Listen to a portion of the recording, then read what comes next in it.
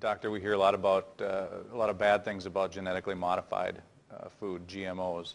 Why is that bad? And do we know, since it's a relatively new science, do we know the long-term effects yet? There's a couple of answers that are really, really important that people get these answers. First of all, the answer is Jeffrey Smith. Jeffrey Smith, the author of Seeds of Deception, the most sold book of its kind of all times.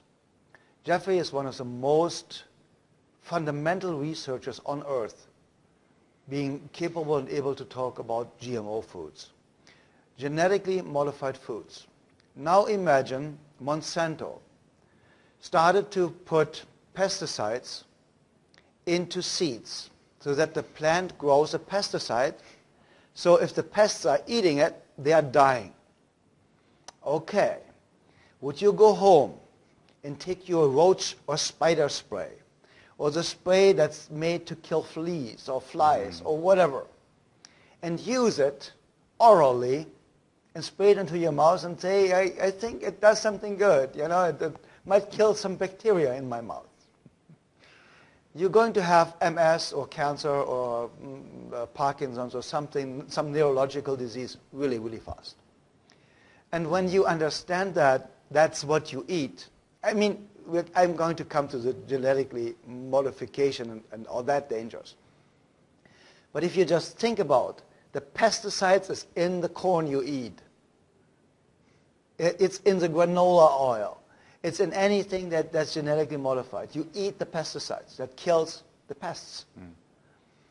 Just for common sense sake.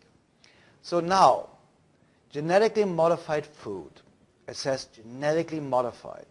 How come we can digest everything the earth grows? Because we are part of that earth. We are like humans are like pigs, and I don't mean pigs in the way of a negative connotation. Pigs eat everything and they can digest everything. Humans, we have a very similar digestive tract, like pigs. We can pretty much digest everything, as long as it's natural.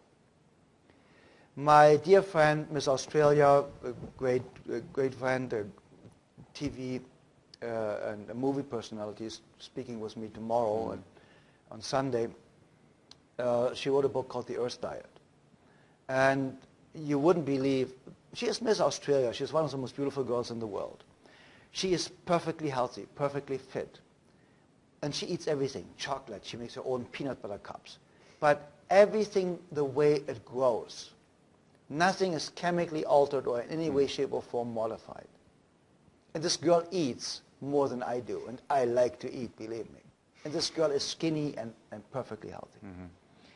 And I'm just saying that because we're talking about the opposite of genetically modified food.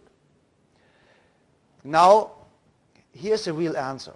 We cannot digest anything that's genetically modified because we do not have the fitting enzymes to digest it. Now the body is basically handling it as toxic waste. And this is what's so dangerous. The dead mutation in the food, that food is now dead and mutated, filled with pesticides or whatever it might be. The body has no idea what to do with it. Keeps on producing enzymes, trying to produce biochemical and neuroelectrical reactions to somehow get rid of it. Digestion is the main cause of loss or the main use of energy. Digestion takes the most energy out of us. But now usually you digest for a certain amount of time and then you stop.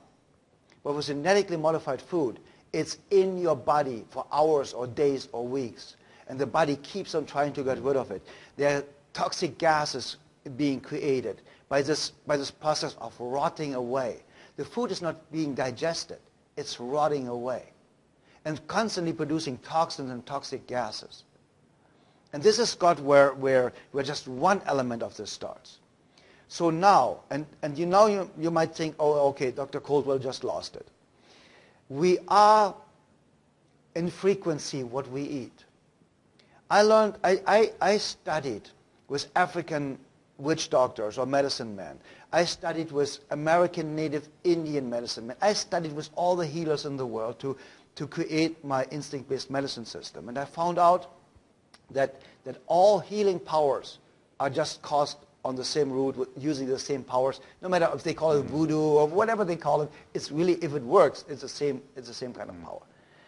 And when I even worked very close with a couple of medicine men here in the U.S., and they told me, do you remember that in old movies, sometimes in old Western movies, the Indians killed a buffalo and they apologized and they prayed with the buffalo and said, Brother Buffalo, I'm sorry I had to kill you, but I had to live, and don't be upset. And I was thinking about this as a kid even. I'm thinking, that's really eerie, they kill it, they eat it, so what? It's dead. But then the medicine man explained to me, everything has a vibration.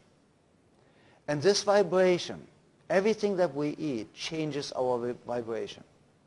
So we come frequently as a frequency. Everything in life is frequency and vibration. That's all there is. It's light and sound. And we adapt to the frequency, or the frequency adapt to us from anything we eat. And the more I studied that, a more scientific sense it all of a sudden made. All of a sudden it didn't sound so absurd anymore. No, because the Indian prayed to the buffalo or with the buffalo to harmonize the frequency, to not make it its enemy, to not have something like when you kill an animal in a horrible situation in a slaughterhouse, and the animal is really, really terrified and knows it's going to die. It produces all these stress hormones, adrenaline and everything. It's all over the body, and that's what we eat. That's why it's so highly toxic. That's why a healthy environment where this poor animal, this animal got killed. And yes, I eat meat. So I'm not kind of like there's people out there saying never eat meat. But there's no reason to torture the animal. You just, if you have to slaughter it, do it humanely. And then you also don't have all the toxins in the meat from the stress hormones and all these biochemical, neurochemical reactions. And with a genetically modified food, what Monsanto is doing is basically two things. They poison our natural crop. They poison our natural seed. They have been accused of artificially infestating fields from farmers that grow natural corn, natural food, and then sue them for patent infringement, saying you're abusing our patents, you're growing our seeds. And it's said that they blew it on these fields to later to come back and basically tell these farmers they have to destroy their crop and their seeds and buy their seeds only from them, otherwise they get million-dollar lawsuits for patent infringement. What the plan seems to be is to take over the world food supply and make sure we have only food left for Monsanto, only genetically modified food. We know for a fact, at least I know for me, in my opinion as a fact, and Jeffrey Smith can really, really tell you a lot about this, genetically modified food will cause cancer.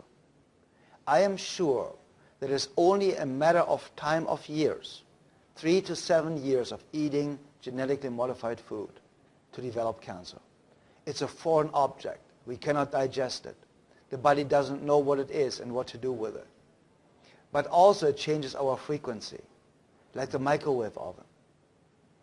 And it has no nutritional value to certain points. Then on the other end, remember there's a pesticide coming with it. You're eating what kills the bugs with your food. So everything, Scott, what's really, really important for your viewers to understand. Many, many, many experts in the world confirming that in their opinion I have the highest cancer cure rate in the world. I have the highest cure rate for terminal disease, period, as I believe and many experts believe. And the reason is that I have a philosophy, one of the main reasons.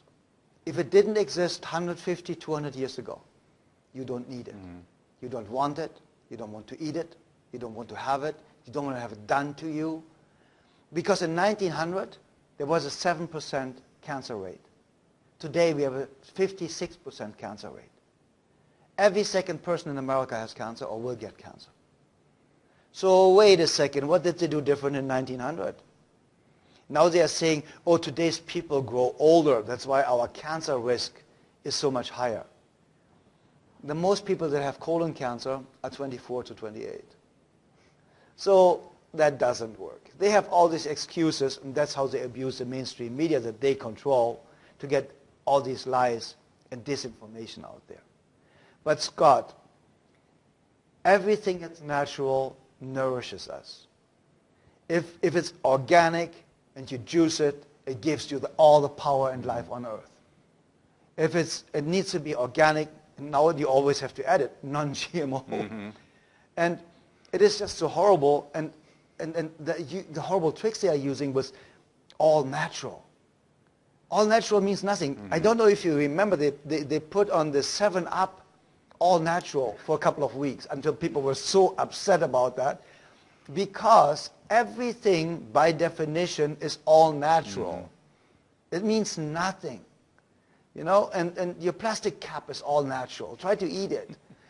And we need to just put more emphasis on non-GMO food, and there is a law coming up that's going to be voted on in California really soon. And people who are watching this, please research Seeds of Deception, Jeffrey Smith, and read his books. Go to his website. He has a lot of videos on there. Sign up for his free newsletter. He is fighting out there a fight that I'm fighting all my life for cancer patients. We have death threats. We have, I've been shot at. My car has been bombed. We have up to 27 death threats a day. Our office now jokes with these people when they call up and they just say, come by, can you kill us now? You know, we're waiting, we're bored, come over here. Because that's how absurd it's gotten. And Jeffrey is in the same spot.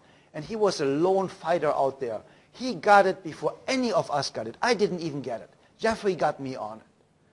And that's why I'm saying we need to communicate more with each other and stick together. Even if somebody is a tree hugger that I always thought, I'm not talking to a tree hugger, please go shower and get something else in Birkenstock shoes. And today I'm thinking, wait a second. That person said just something really, really smart, back to nature. And I'm thinking, yeah, I'm saying back to nature too, just in a different way. So let's come together. And so stay away.